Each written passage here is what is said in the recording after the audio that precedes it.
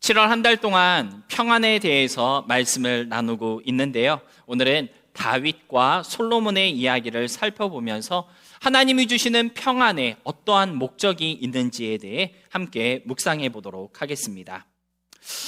여러분이 잘 알고 있는 것처럼 이스라엘 민족들이 아주 자랑스럽게 생각하는 인물이 한 사람 있습니다. 만약 한국 사람에게 어떠한 인물을 자랑스럽게 생각하시나요? 한국 사람 중에 누구를 가장 위대하다고 생각하시나요? 라고 물어본다면 아마 10 중에 한 9분은 세종대왕 또는 이순신 장군이라고 대답하실 것 같은데요. 그 정도로 이스라엘 민족들에게 아주 칭송받고 또 그들이 아주 위대하다라고 생각하는 사람이 한 사람이 있습니다. 누구일까요? 네, 맞습니다. 바로 다윗입니다. 수많은 세월 동안 여러 왕들과 그리고 선지자들, 여러 사사들의 통치를 받았던 이스라엘 민족들이었지만 그들은요, 다윗 왕과 그의 시대를 이스라엘의 가장 찬란하고 영광스러웠던 시대로 그렇게 추억하면서 지금도 우리 다윗 왕, 그렇게 다윗을 바라보고 있습니다. 이스라엘 민족들이 얼마나 다윗을 좋아하는지 여러분들 이스라엘 국기가 어떻게 생겼는지 혹시 기억하십니까? 네, 이렇게 생겼는데요. 이스라엘 국기를 보시면요, 하얀색 바탕에 위아래로 파란색 줄이 있고, 특이한 것은 저 한가운데 별 모양이 하나 있다라고 하는 것이죠. 여러분들 저 별의 이름이 뭔지 아십니까? 다윗의 별이라고 불리는 그러한 심벌이 이스라엘 국기에 이렇게 떡하니 들어가 있습니다. 다윗이 그 여러 방패를 만들 때 새겨 넣었던 그러한 문양이라고 알려져 있는 저 다윗의 별은요, 지금까지도 다윗 왕을 의미하고 또 다윗의 영광을 그렇게 예표하는 그러한 심볼로 많은 사람들에게 알려져 있는데요. 이스라엘 민족들은 저 다윗의 별을 자기들의 국기에 그려 넣을 정도로 다윗 시대의 그 영광과 찬란함에 아주 큰 자부심을 가지고 있습니다. 다윗 왕과 그 시대 못지않게 이스라엘 민족들이 정말 자랑스럽게 생각하는 시대가 또 한 시대가 있습니다. 누구의 시대일까요? 바로 맞습니다. 다윗 왕의 아들 솔로몬의 시대입니다. 하나님이 주신 지혜가 충만했던 솔로몬은요, 말로 다 할 수 없는 정말 엄청난 업적들을 남겼는데요. 솔로몬 시대 이스라엘 백성들은요, 그토록 지혜로웠던 왕의 그 지배 아래에서 이제껏 누려보지 못한 태평 성대를 누리며 아마 이스라엘 역사 가운데 가장 부요하고 풍성한 그러한 시대를 살 수 있었습니다.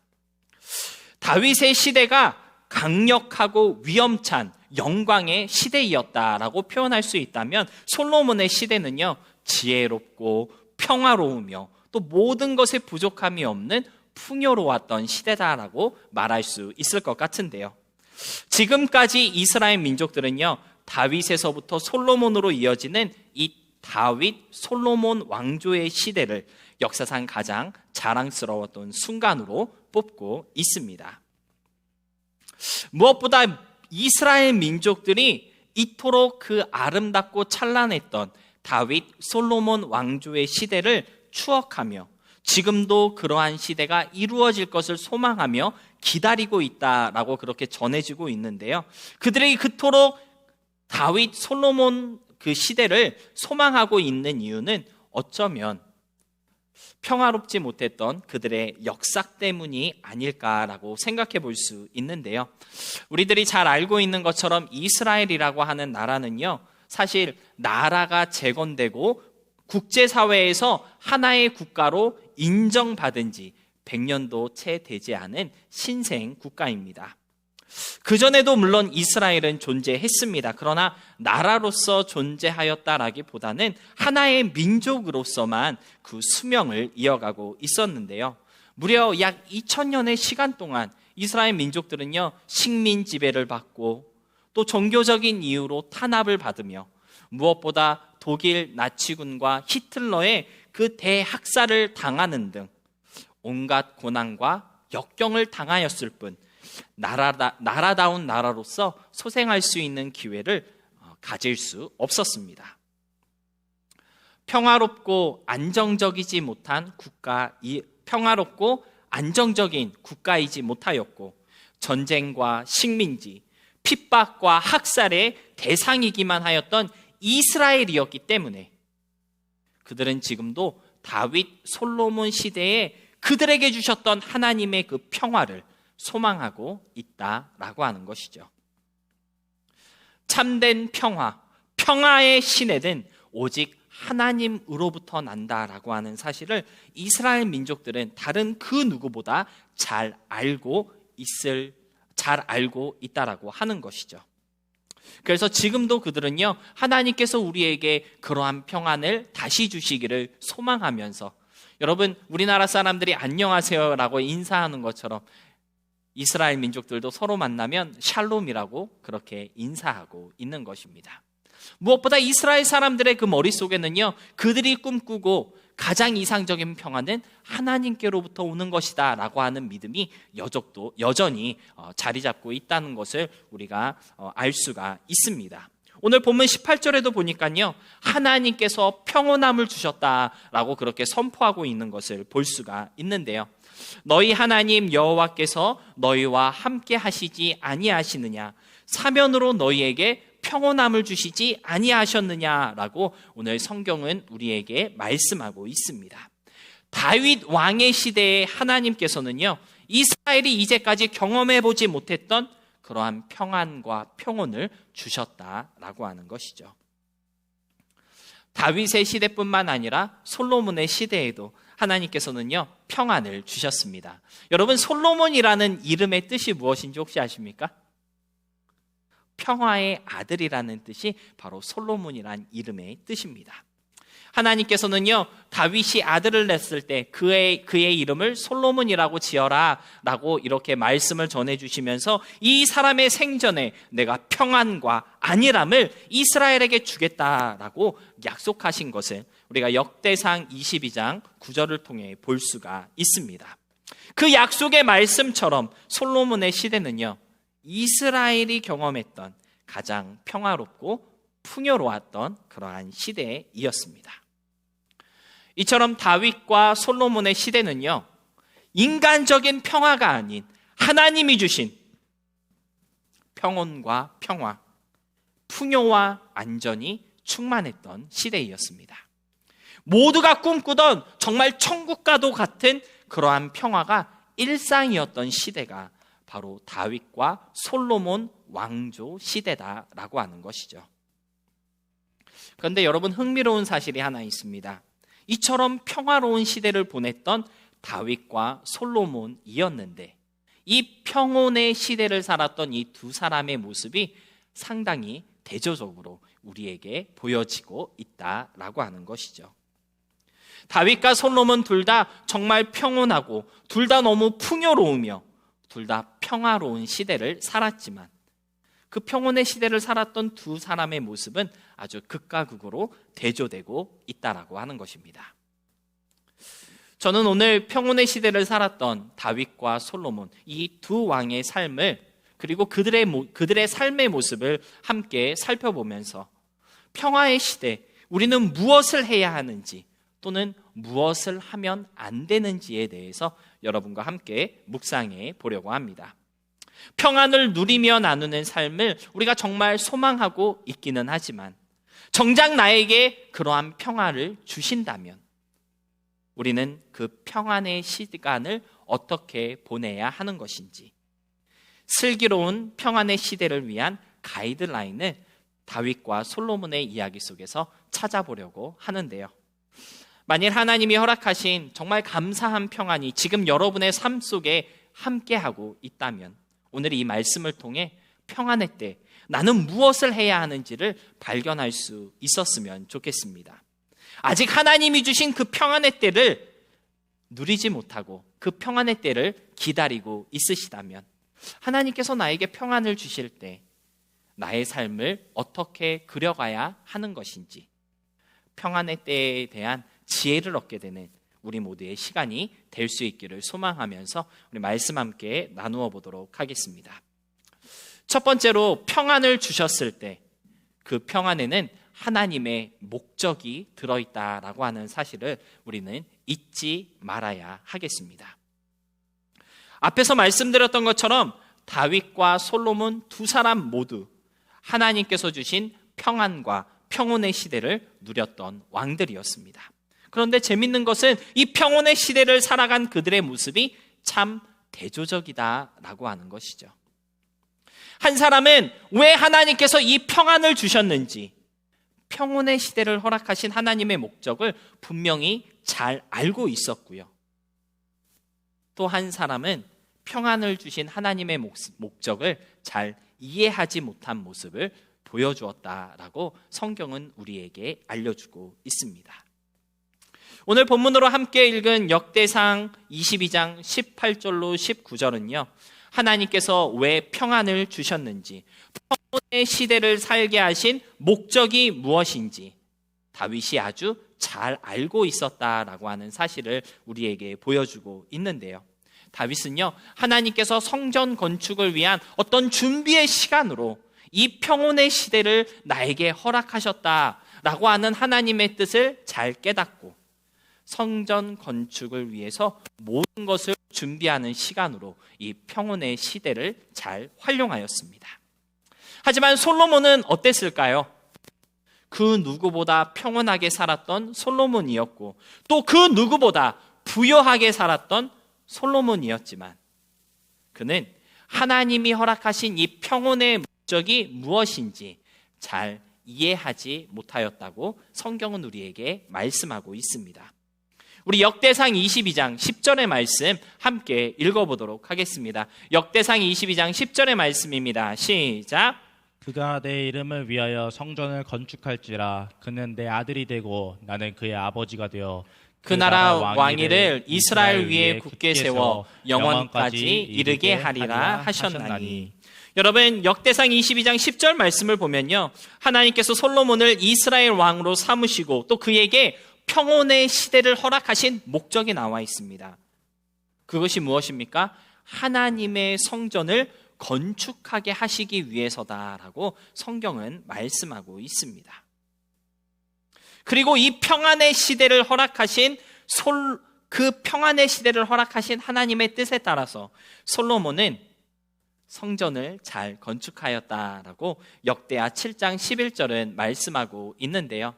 11절 말씀입니다. 솔로몬이 여호와의 전과 왕궁 건축을 마치고 솔로몬의 심중에 여호와의 전과 자기의 궁전에 그가 이루고자 한 것을 다 형통하게 이루니라.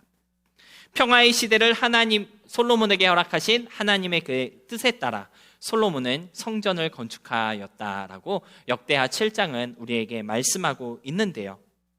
여기까지 보면 솔로몬은 하나님의 목적대로 평안의 시대를 잘 살아간 사람이었다라고 말할 수 있을 것입니다. 그런데 문제는 솔로몬에 대한 하나님의 평가가 우리의 생각과는 아주 다르다라고 하는 것이죠. 열왕기상 11장 4절과 9절의 말씀입니다. 솔로몬이 나이가 많을 때에 그의 여인들이 그의 마음을 돌려 다른 신들을 따르게 하였으므로 왕의 마음이 그의 아버지 다윗의 마음과 같지 아니하여 그의 하나님 여호와 앞에 온전하지 못하였으니. 9절 말씀입니다. 솔로몬이 마음을 돌려 이스라엘의 하나님 여호와를 떠남으로 여호와께서 그에게 진노하시니라. 여호와께서 일찍이 2번이나 그에게 나타나시고.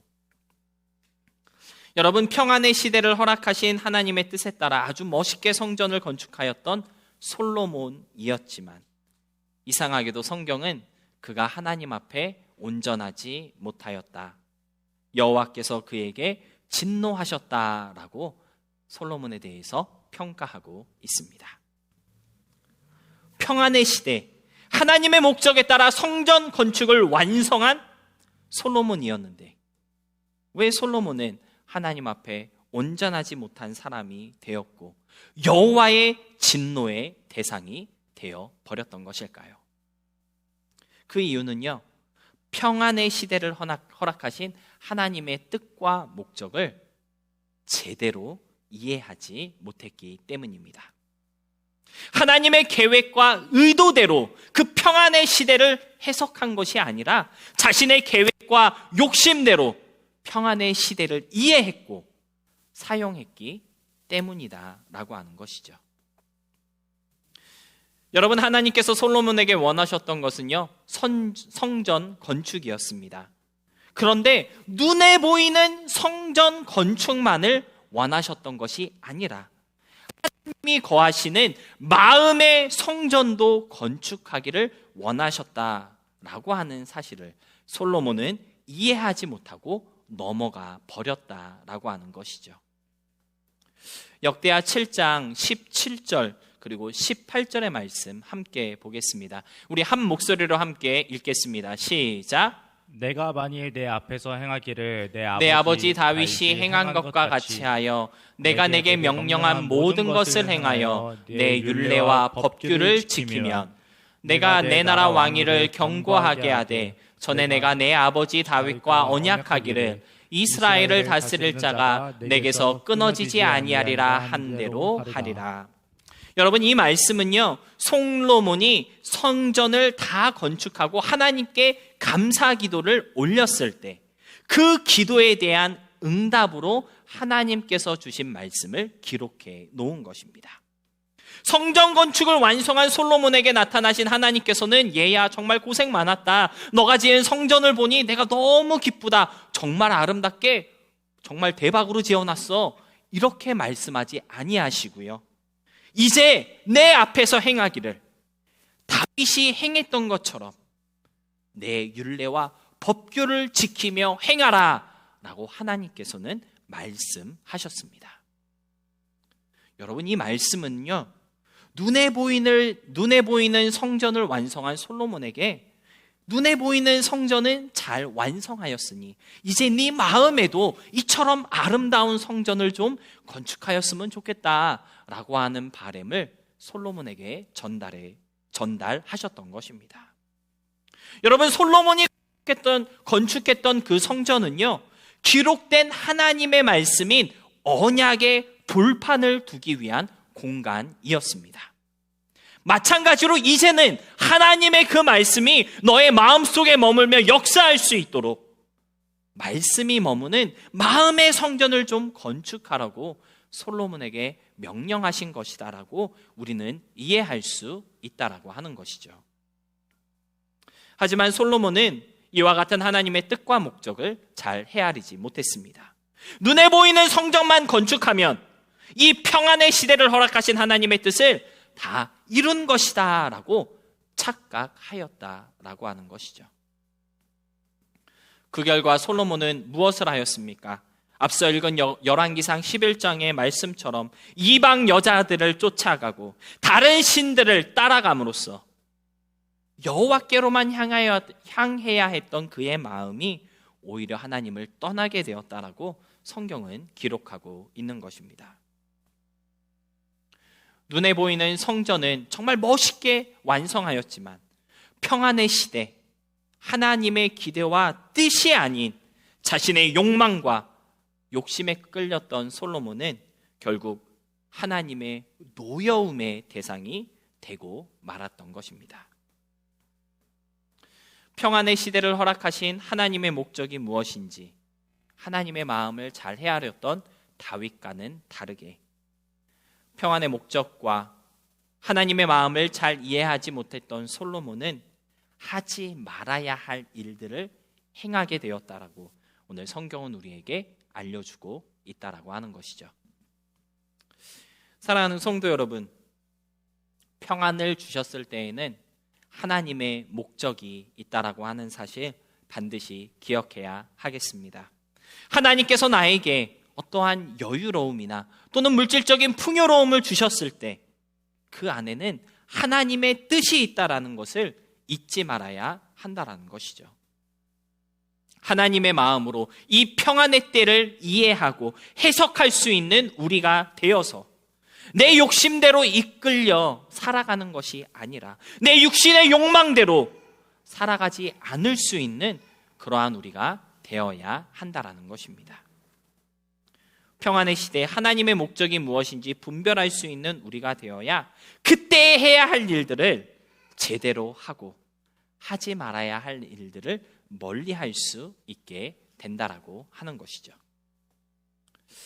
지금 여러분은 어쩌면 평안의 시대를 살아가는 사람들일 수도 있습니다. 또는 그 평안의 시대를 기다리고 있을 수도 있는데요. 여러분, 나의 욕망과 욕심에 빠지지 않을 수 있도록 조심하시기 바랍니다. 눈에 보기 좋고 몸에 즐겁고 편한 것만 찾게 되면 우리의 마음은 하나님에게서 돌아서게 됩니다. 하나님께서 이 평안의 시대를 우리에게 허락하신 이유는 육신의 편안함과 육신의 만족을 위해서 쓰라고 주신 것이 아니라는 것을 기억해야 한다라는 것이죠.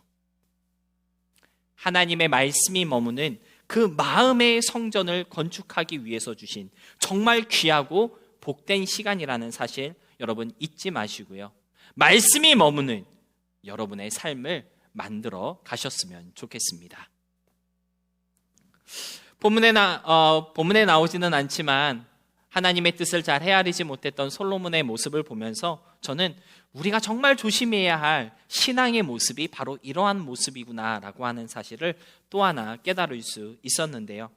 여러분, 솔로몬은 분명 눈에 보이는 성전을 아름답고 멋지게 잘 건축하였습니다. 그런데 하나님께서 원하셨던 마음의 성전을 건축하는 일에는 실패하고 말았는데요. 여러분, 가만히 생각해 보니 얼마나 많은 사람들이 솔로몬과 같은 모습으로 신앙의 실패자가 되고 있는지 모릅니다. 눈에 보이는 성전은요, 정말 멋있게 잘 만들어 놓았다는 것이죠. 주일이면 꼬박꼬박 빠지지 않고 예배에 나오고 기도 생활, 말씀 생활에 정말 열심히 이어가고 있는 모습이 신앙생활하고 있는 우리에게 정말 멋있게 잘 만들어져 있는 것 같습니다. 교회 일에 이런저런 모습으로 봉사하고 헌신하며 참여하고요. 또 물질적으로 아낌없이 교회를 후원하는 그러한 모습까지 그 누구도 흉내낼 수 없고 흠잡을 수 없는 그러한 신앙의 모습, 보이는 성전은 우리가 정말 너무나 잘 만들어 놓았다라고 하는 것이죠. 누가 봐도 손색 없는 모습, 아름다운 모습, 완벽한 모습으로 눈에 보이는 성전, 교회 생활, 믿음 생활을 잘 만들어 놓았는데, 하지만 우리 마음의 성전은 과연 어떨까요? 내 종 다윗이 그랬던 것처럼 내 앞에서 온전히 행하라 하신 하나님의 말씀대로 온전한 마음으로 주님을 섬기고 있으십니까? 우리의 마음 속에 하나님의 말씀이 머물며 살아 역사하고 있는지 여러분의 마음을 돌아보시기 바랍니다. 눈에 보이는 성전은 정말 너무나 아름다운데 교회 생활하고 신앙 생활하는 우리의 모습은 정말 흠잡을 데 없이 완벽한데 보이지 않는 우리 마음의 성전은 혹시 너무 초라한 것은 아닌지 마음의 성전을 살펴볼 수 있어야 한다는 사실을 깊이 깨달을 수 있었습니다. 여러분, 평안의 때, 평온의 시대에 우리가 집중해야 할 것은 마음의 성전을 건축하고 아름답게 꾸미는 것입니다. 지금 여러분에게 허락하신 이 시간들은 하나님의 말씀이 우리 속에 온전히 머물며 그 말씀이 살아 역사하는 마음의 성전을 위한 시간들이라는 것이죠. 보이는 성전도 멋있고 화려하게 꾸밀 수 있을 뿐만 아니라 보이지 않는 마음의 성전도 이쁘게 꾸밀 수 있도록 우리에게 평안하고 여유로운 시간들을 허락하셨다라고 하는 사실 여러분들 잊지 마시고 평안을 주실 때 하나님이 머무는 온전한 성전을 세워가는 우리 모두가 될 수 있기를 주님의 이름으로 소망하며 축복합니다. 두 번째로, 그렇다면 어떻게 해야 온전한 성전을 건축하는 우리가 될 수 있을까요? 오늘 본문에서 다윗은 하나님께서 우리에게 평온의 시대를 주신 목적이 있다라고 선포하였습니다. 그리고 그 평온함의 목적이 무엇인지 19절을 통해서 우리에게 알려주고 있는데요. 우리 19절 말씀 다시 한번 읽어보도록 하겠습니다. 시작. 이제 너희는 마음과 뜻을 바쳐서 너희 하나님 여호와를 구하라. 그리고 일어나서 여호와 하나님의 성전을 건축하고 여호와의 언약궤와 하나님 성전의 기물을 가져다가 여호와의 이름을 위하여 건축한 성전에 드리게 하라 하였더라. 여러분, 평온의 시대를 주신 하나님의 목적은 무엇입니까? 그것은 바로 하나님의 성전을 건축하기 위함이었습니다. 하나님께서 다윗에게 평온의 시대를 주신 목적은요, 그냥 잘 먹고 잘 살라고 주신 것이 아니라 다윗이 해야 할 일이 있었고 그 일에 집중하게 하시기 위해서 평온을 주셨다라고 하는 것이죠. 그리고 다윗은 그 일이 무엇인지 정말 잘 헤아려서 그 일에 집중하였다라고 하는 사실을 오늘 성경은 우리에게 보여주고 있는 것입니다. 성전 건축을 위해서 수없이 많은 물건들을 준비하는 것, 이것이 이 태평의 시대를 나에게 주신 하나님의 목적이었다라고 하는 것을 잘 깨달은 다윗은요, 정말 힘에 넘치도록 하나님의 성전 건축을 위해서 물품들을 예비하였습니다. 얼마나 많이 예비하였는지 역대상 22장 14절로 16절은요 이렇게 기록하고 있습니다. 제가 한번 읽어보겠습니다. 내가 환난 중에 여호와의 성전을 위하여 금 10만 달란트와 은 100만 달란트와 놋과 철을 그 무게를 달 수 없을 만큼 심히 많이 준비하였고 또 제목과 돌을 준비하였으나 너는 더할 것이며 또 장인이 내게 많이 있나니 곧 석수와 목수와 온갖 일에 익숙한 모든 사람들이니라. 금과 은과 놋과 철이 무수하니 너는 일어나 일하라. 여호와께서 너와 함께 계실지로다 하니라. 여러분, 평안의 시대를 허락하신 하나님, 그리고 그 평안의 목적이 무엇인지 잘 알고 있었던 다윗은요, 슬기로운 평안의 시대를 살아간 하나님의 사람으로 오늘 본문에 기록되고 있는 것입니다. 사랑하는 성도 여러분, 사실 다윗은요, 눈에 보이는 성전은 건축하지 못하였습니다. 그러나 그 누구보다 보이지 않는 마음의 성전을 아름답게 건축한 사람이라고 말할 수 있는데요. 솔로몬과는 다르게 마음을 다해 하나님을 섬기고 따랐던 사람으로 하나님께서 인정한 인물이 바로 다윗이었다라고 하는 것이죠. 여러분, 오늘 본문을 통해 다윗은 우리에게 그러한 도전을 주고 있는 것 같습니다. 눈에 보이는 성전을 건축하기 전에 마음의 성전을 온전히 건축하라. 다윗과 같이 하나님이 인정하시는 믿음의 사람이 되기 위해서 이 태평의 시대에 마음의 성전을 온전하게 건축할 수 있는 그런 우리 모두가 될 수 있었으면 좋겠습니다. 그렇다면 어떻게 온전한 마음의 성전을 건축할 수 있을까요? 오늘 본문 19절은요, 마음과 뜻을 바쳐서 너희 하나님 여호와를 구하여야 한다라고 우리에게 알려주고 있습니다. 여러분, 마음과 뜻을 바쳐서 하나님을 구하는 것, 그것이 바로 온전한 마음의 성전을 건축하는 방법이다라고 하는 것이죠. 마음과 뜻을 바치라라고 하신 것은요, 어쩌면 우리 삶의 모든 것이 하나님께로 향하게 하라는 뜻이라고 이해할 수 있을 것 같습니다. 공부하는 것, 직장 생활하는 것, 가정 생활에 충실한 것, 이 모든 것들의 이유와 목적이 하나님일 수이어야 한다라고 하는 것이죠. 내가 무엇을 하든지 그 모든 일의 중심에는 하나님이 있을 수 있도록 우리의 마음과 뜻이 주님께 집중되게 하는 것, 그것이 온전한 마음의 성전을 건축하는 방법이다라고 하는 것입니다. 저는 요즘 우리 청년들을 보면서 마음과 뜻을 바쳐 하나님을 구하는 삶을 살고 있다라고 참 많이 느끼고 있습니다. 갑자기 피아노로 봉사하고 있는 우리 현상이나 또 오늘 예고도 없이 우리 준성이가 찬양팀에 함께 섰는데요, 하나님 앞에 헌신하는 이 모습이 참 아름답죠. 생긴 거는 아름답지 않을 수 있겠지만 이 헌신하는 모습이 정말 아름다운 것 같습니다. 또 멀리 데이비스에서 자신들의 시간을 쪼개며 교회로 오는 청년들. 안 다녀본 사람들은 모릅니다. 이 왔다가 가는 시간이 얼마나 오래 걸리는지 데이비스 청년들만 알 것 같아요. 그런데 한 주도 빠짐없이 주님 앞에 예배드리기 위해서 헌신하는 그 모습 뿐만 아니라 예배드리러 오겠다고 하는 그 청년들을 자기의 차로 실어서 나르고 있는, 자기의 차에 태워서 오고 있는, 또 운전으로 헌신하고 있는 우리 데이비스 청년들. 교회에서 뭐 해주는 게 있어서 이들이 이렇게 헌신하는 것 같죠? 아닙니다. 여러분, 그 흔한 청년부 회식 한번 못 해주고 있는 것이 저희 교회의 실정인데요. 도대체 무엇 때문에 이 청년들은 이렇게 하나님 앞에 헌신하고 있는 것일까요?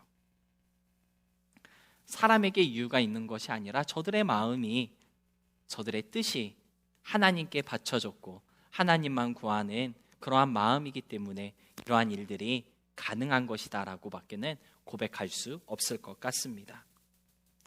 주님을 찬양하기 위해서 살아가는 삶, 하나님을 예배하고자 하는 그들의 열정이 이토록 주님께 충성하도록 만드는 것이다 라고 저는 여러분들의 믿음을 그렇게 바라보고 있습니다. 여러분, 청년들의 삶 가운데 여유가 넘치고 또 시간이 남아돌기 때문에 이렇게 헌신하는 것이 아니겠죠. 다만 어떻게 하면 하나님을 더 구하고 어떻게 하면 하나님이 원하시는 삶을 살 수 있을까? 그러한 고민이 그들의 마음 가운데, 여러분들의 마음 가운데 있기 때문에 그러한 모습으로 주님 앞에 나오게 된 줄로 믿습니다. 여러분, 다윗은요, 눈에 보이는 성전을 건축하기 위해서 성전 건축을 위한 재료들을 준비하는 사명이 있었습니다. 그리고 그 사명을 감당하기 위해서는 마음과 뜻을 바쳐 하나님을 구하는 자가 되어야 한다라고 다윗은 그렇게 스스로 결심하고 또 그러한 팁을 이스라엘 민족들에게 그리고 우리에게 전해주고 있는 것인데요.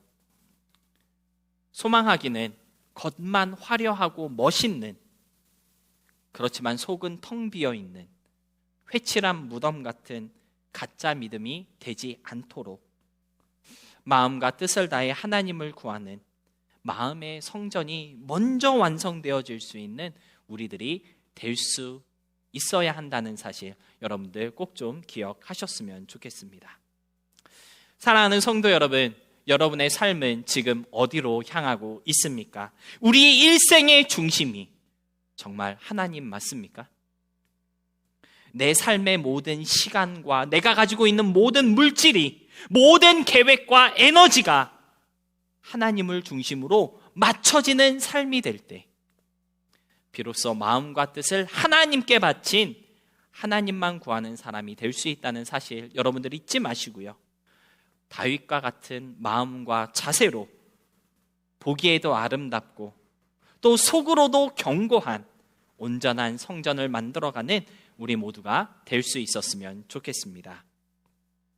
말씀을 정리하겠습니다. 마음과 뜻을 바쳐 하나님을 구하는 것, 사실 이것은 모든 성도들이 소망하는 것이고요, 우리 평생의 소원일 것입니다. 그런데 문제는 이것이 쉽지 않다라고 하는 것이죠. 그렇게 하고 싶지만 말처럼 쉽게 되지 않는 것이 정말 마음과 뜻을 하나님께 바치고 주님만 구하는 것이라고 말할 수 있을 것 같습니다. 하지만 쉽지 않은 이것을 쉽게 할 수 있는 비법을 저는 본문 19절에 나오는 한 개의 단어에서 찾을 수 있었는데요. 19절에 보니까 백성들을 격려하며 그들에게 하나님만 구하라 라고 도전하였던 다윗은요, 이제라고 하는 단어로 그들을 독촉하였습니다. 이제 너희는 마음을 바쳐 너희 하나님 여호와를 구하라. 이제 너희는 마음을 바쳐 너희 하나님 여호와를 구하라. 여러분, 이제라고 하는 이 단어의 뜻을 제가 원어로 살펴보니까요, 지금, 곧장, right away 이러한 뜻이 있다는 것을 발견할 수 있었습니다. 마음과 뜻을 바쳐 하나님을 구하는 것, 언제 해야 하는 일일까요? 지금 해야 하는 일이다라고 하는 것입니다. 내 마음이 하나님에게서 멀어지려고 할 때 곧장 다시 주님을 바라봐야 한다라는 것이죠. 여러분, 신앙생활에는요, 내일은 없습니다.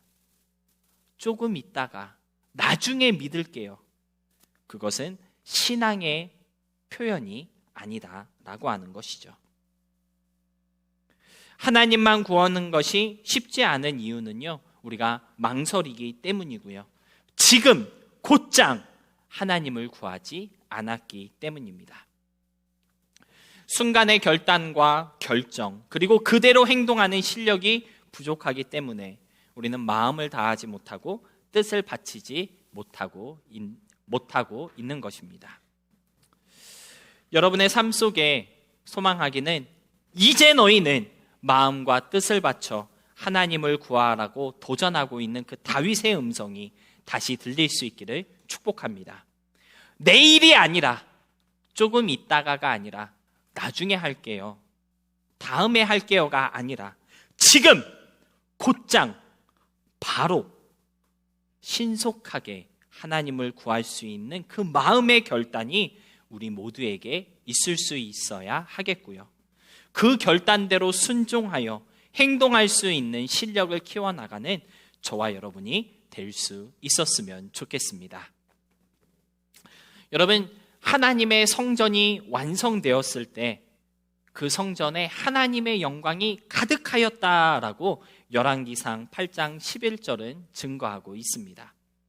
하나님만 바라고 또 하나님만 원하며 하나님의 뜻으로 살아가는 실력이 날마다 월등해지는 우리가 되어서 우리 마음의 성전이 온전하게 건축되어진다면 우리 마음 가운데 하나님의 영광이 충만하게 가득하게 임하게 된다는 사실을 열왕기상 8장은 우리에게 보여주고 있는 것입니다.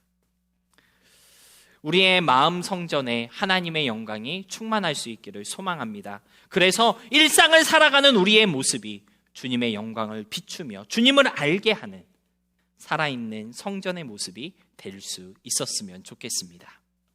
우리에게 평안을 허락하시고 또 평안을 누리게 하시는 하나님의 목적이 바로 여기에 있다는 사실 여러분들 잊지 마시고요.